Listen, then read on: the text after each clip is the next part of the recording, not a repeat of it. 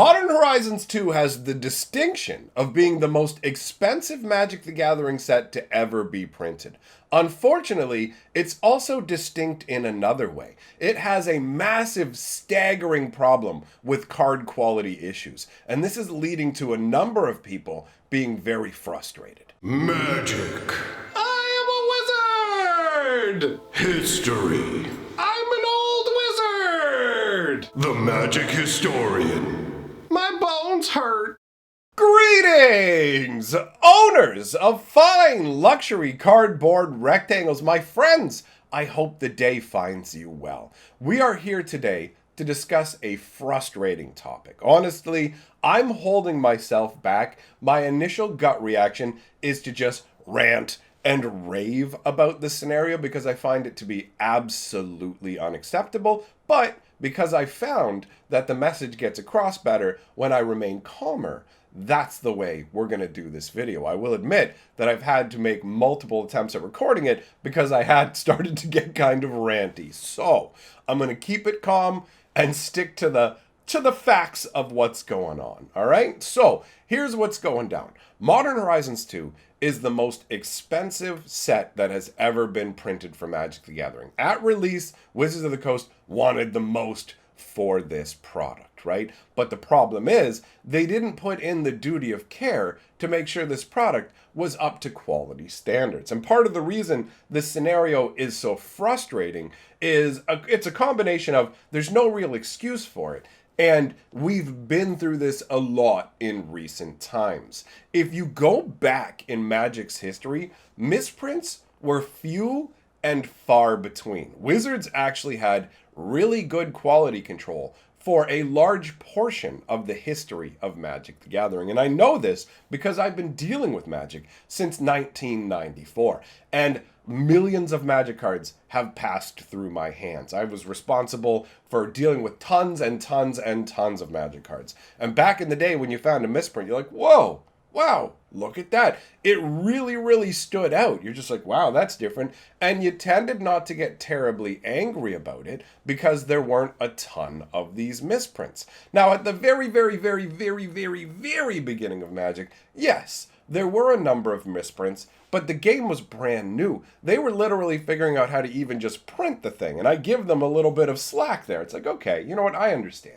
When you started making the cards, you're still figuring everything out, and little things get on the printing presses. So there was like there was a little piece of hair that got onto the rune sword from back in the day in the dark and stuff. Like there are a few errors that happened here or there, but they didn't stand out the same way as current times. And there was a large period of time in between that where we literally had no issues with card quality. When the misprints showed up, they were so rare that you just look at it and go, mistakes happen, right? But in more recent times, especially if you've already lived through the Kaladesh and Ixalan times, you will remember we went through years of absolute abysmal card quality. Wizards of the Coast even came out and said, sorry, we've done this with the card quality. We're going to start a series of articles explaining to you how the cards are put together. We're going to put in the effort to make better printed cards. And the thing is, they know where to go to get better printed cards. They use different printing places and printing styles. And the Japanese style of printing has proven to be superior in most cases. But Wizards of the Coast, most likely, I'm guessing, I don't know for sure, but most likely for reasons of cost, has decided that it doesn't matter as much if there's a bunch of quality issues as long as they can print the cards more cheaply. I don't know if they've done internal calculations to go, okay, the amount of money that we're going to have to spend on replacing misprints that people send in, plus projected lost customers through disgust over this, and then they go, you know what? It's actually cheaper if we just let it be like this. It's almost like if you've ever watched Fight Club, they talk in that movie about how this guy works for a major automotive factory or whatever company, and they make cars with faulty airbags, and they basically do calculations, and they're like, okay, how much are we going to get sued over the airbag problems? How much are we going to do this? And then if it's less money to let people die and settle lawsuits, then that's the route that they go. They just go, let's not fix the problem. So obviously that's a massive example. Nobody's life is on the line in this scenario, but it just gives you the sort of underlying corporate mentality where caring for the customer is not a concern, right? That is how this feels to me. I've been through this cycle with Wizards before. Like, take a look at this Urza Saga. I'm sure you've been staring at it for a while. Look at it. It looks like it's been cigarette stained. Like somebody had to smoke cigarettes with this tape to their wall for 10 years, and the tape was along the top part, and they finally took it down, and they're like,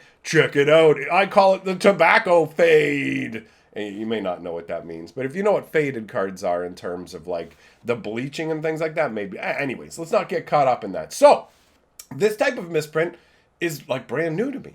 I haven't seen crazy yellowed cards like this. They literally are coming up with new misprints. Now, just so you know, I'm not overstating the situation. I have a whole bunch of different misprints to show you, and I gathered these up in about 5 minutes of looking. And then after that, I said, I have enough examples, and I stopped. But there are plenty more examples, and this is literally the release or pre-release weekend. So more are coming, all right? People have said that virtually every pre-release foil they saw had like warping and, actually more importantly, literal like bends and crinkles, scratch lines, all kinds of stuff. But let us take a wander through. We'll go from this extreme one to one that may not be as obvious to you right away.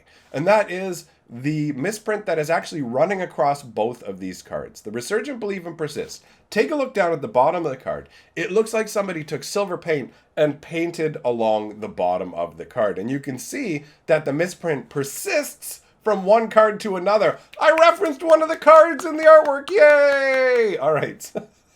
So, the next thing we have to look at is the Scion of Draco. Take a look at the bottom of this card. You will notice a massive crimp. This is when cards get caught in the actual booster pack closing process, and the end of the booster pack seals on the card, creating this crazy, like, ruffled chip kind of vibe to it, right? So enjoy your crimped foil, my friend. Enjoy that nonsense.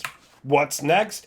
Oh, look, we have another Urza Saga. What's wrong with this one? Oh, I don't know. Take a look at the borders. On the right-hand side of the border, it's nice and thick and juicy, like a big old steak. And on the other side, it's non-existent, like a thick, juicy steak that somebody else ate before you could get there. So it's massively off-kilter. How would you like to get a foil of a card like this, and it's literally so off-kilter that you can see, if you actually look all the way on the right, you can see where another card starts. There's a little bit of another card on it, all right? This is the level that we're dealing with here.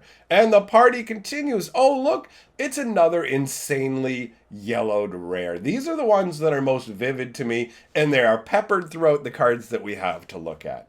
Then we've got, take a look at this. You've got a bunch of other offcut. Now, instead of being cut off to the left like the Urza one, these ones are all offset downwards. And you can see the bottoms of other cards along the tops of them. And look at how many were got together all at once. Well done, Wizards. Well done. What's next? What's next, you ask? Oh, look at this crimp. This is an insane crimp. You can't even make out the name of the Phantasmal Dreadmaw on this one. Imagine my surprise. What do we have after that? Oh, it's another crimp. Another foil that has been absolutely brutalized by the process of just closing a pack. Wizards can't even seal a booster pack of the products that, here you go, here's your yellowed card. Oops, caught it in the edge again. Oops, caught it in the edge again. Oops, caught it in the edge again. What do we have after that? Oh, that's right. More insane yellow nonsense garbage. And I can feel, dude, I can feel the heat. I can feel the heat in myself rising up. I'm listening to myself and I'm hearing me ratchet it up. I said I was going to try and keep it calm and cool, so that's what I'm going to try and do. But do you understand my frustration with this? Wizards of the Coast has no justification for charging the prices they're charging for Modern Horizons 2 other than that they want to charge that price. There is genuinely no good justification for it. There's no special extra materials going into the product. There's no additional product cost. It's basically something along the lines, I've seen people try and argue, well, you know, they put fetch lands in, and fetch lands, like in Khans of Tarkir, the fetch lands went to be too cheap, so Wizards can't sell these packs for too low, or fetch lands will be too cheap. And it's like, dude, I don't accept that as an argument. I don't accept any argument of they can't sell these packs too cheap or the cards will be too affordable and available. Oh yeah, we wouldn't want people to be able to get magic cards at a reasonable price, so everybody should have to pay double or triple for the boosters. I can't wrap my head around that. I mean, it's a frustrating conversation to have with somebody because there's just all these different problems with the set on top of it. Which, take a look at this chance encounter. You might not realize what's going on with it right away, but take a look at the lady who has her hand outstretched. Look at the back of her head. Is a big old cloud of fog, a big old circular cloud just bloop coming out of the back of her head. Well, ain't that enjoyable? Ain't that nice? I would love to get that on one of my magic cards. Just makes it better. Certainly doesn't make me feel disrespected as a customer, right? After that, what do we got? We got another crimped, a cursed totem. More like a cursed set. Oh, but guess what, my friends? It's not just limited to the front of the cards. You want to know what some of the backs look like? Here you go. Enjoy that. Oh, isn't that nice? Isn't that nice? Look at how much black ink is on the top of these cards. Look at how disgusting that is. How insulting it is. Wizards of the Coast creates this incredibly expensive product, right? Like with no justification. No real justification.